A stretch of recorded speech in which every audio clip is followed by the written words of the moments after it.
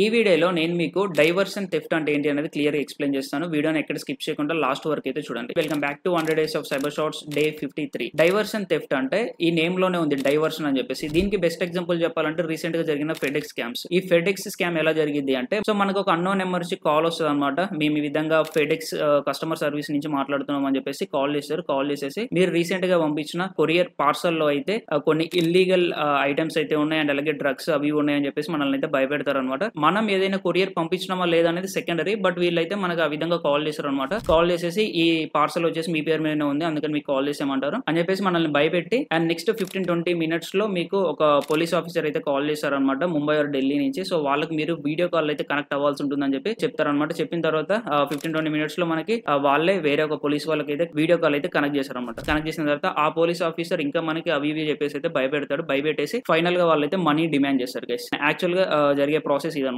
So ఈ విధంగా మనకి డైవర్షన్ థెఫ్ట్స్ అయితే జరుగుతుంటాయి గైస్. అండ్ అలాగే టైల్ గేటింగ్ అని చెప్పేసి ఇంకొక కాన్సెప్ట్ ఉంటుంది అనమాట. అది ఏంటి అనేది నేను క్లియర్ గా రాసి ఈ వీడియో డిస్క్రిప్షన్ లో అయితే మెన్షన్ చేస్తాను. ఒకసారి వెళ్ళి చదవండి, మీకు క్లియర్ గా అర్థమవుతుంది. ఐ హోప్ మీకైతే క్లియర్ అర్థమైంది అనుకుంటున్నాను. Thank you.